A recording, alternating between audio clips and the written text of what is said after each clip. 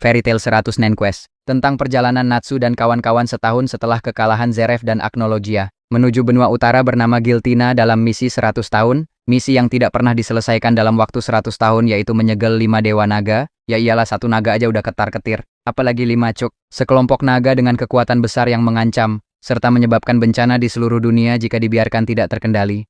Dalam arc ini, mereka juga merekrut anggota baru bernama Touka, yang merupakan penyihir berusia seabad dengan alter ego jahat yang disebut penyihir putih.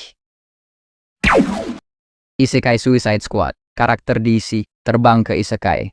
Perjalanan sekelompok penjahat super yang dikirim ke dunia pedang dan sihir yaitu Isekai, di mana monster-monster merajalela untuk melakukan sebuah misi khusus dengan peledak yang tertanam di leher. Kalau gagal, terus meledak ke Isekai lagi 2 kali njir. Pasukan elit ini terdiri dari Harley Quinn, Deadshot, Peacemaker, Clayface, dan King Shark.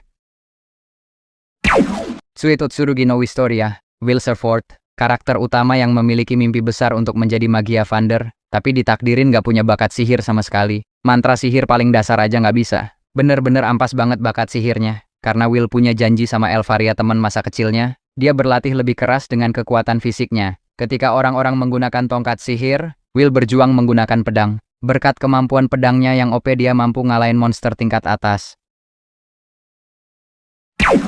Orewa Subete wo Parisuru, kisah seorang pemuda yang tanpa sadar menjadi orang terkuat berkat kemampuan menangkis yang terus diasahnya. Lagi-lagi anime nggak ada bakat, terus jadi OP. Nor pemuda yang mempunyai mimpi sebagai petualang hebat, berpetualang keliling dunia, melawan monster dan melindungi orang-orang. Yang sayangnya nggak punya bakat, Nor hanya menguasai skill rendah low heal, penguat fisik, dan tangkis. Menghabiskan hari-hari dengan bekerja dan melatih satu skillnya yaitu menangkis.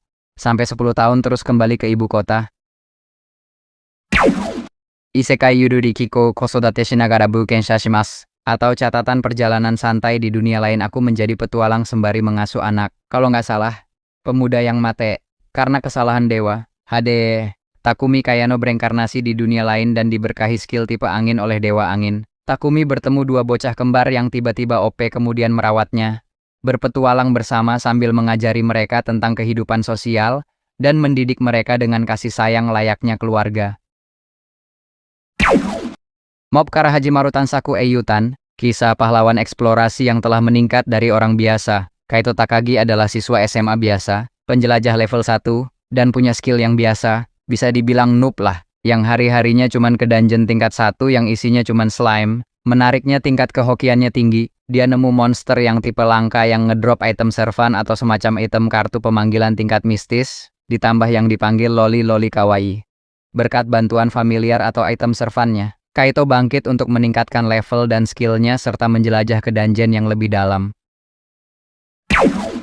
Tokidoki Bosotto Rusia go de dereru tonari no aliasan, gadis cerdas, berkelas, dan tsundere.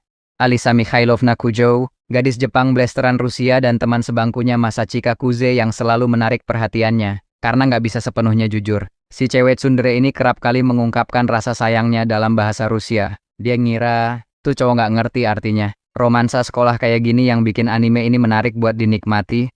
Ditambah tingkah komedi si cewek yang konyol tapi kawaii bikin gimana gitu.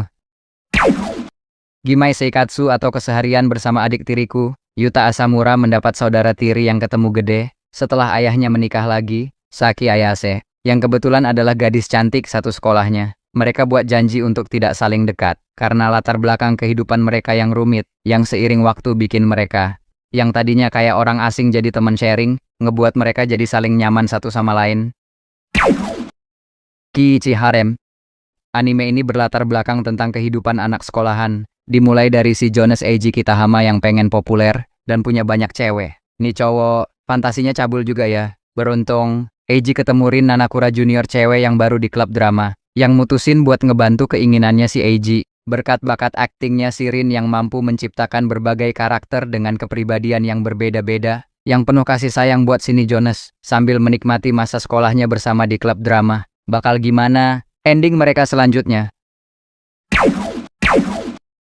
Kimi-sen Season 2 atau Kimi to Boku no Saigo no Senjou, Aru Iwasekai ga Hajimaru Seisen Season 2, yang konfirmasi rilisnya cukup lama. Kelanjutan dari kisah, permusuhan penyihir kerajaan Nebulis, dan prajurit kekaisaran surgawi, serta kelanjutan kisah romansa Iska dan Putri Alis, yang sama-sama ingin mengakhiri perang dan menciptakan perdamaian, yang dimana para penyihir dan prajurit bisa saling hidup berdampingan. Di season kedua ini Iska bertemu Sisbel, penyihir yang dia selamatkan di dalam penjara kekaisaran, yang ternyata juga menyukai Iska. Oshinoko Season 2. Di season kedua ini, Aqua masih mencari identitas siapa ayah mereka, dan pelaku yang membunuh ibunya, Hoshino Ai. Aqua yang sedang terlibat dalam proyek panggung teater, yang berjudul Tokyo Blade, mencurigai sutradara Toshiro Kindaichi, mungkin memiliki hubungan dengan pembunuh ibunya. Selain itu, Aqua juga masih terjebak cinta segitiga yang muncul di musim pertama. Di sisi lain, Ruby masih mengikuti jejak Ai sebagai seorang idol, di idol grupnya bernama Bekomanchi yang semakin dikenal oleh publik.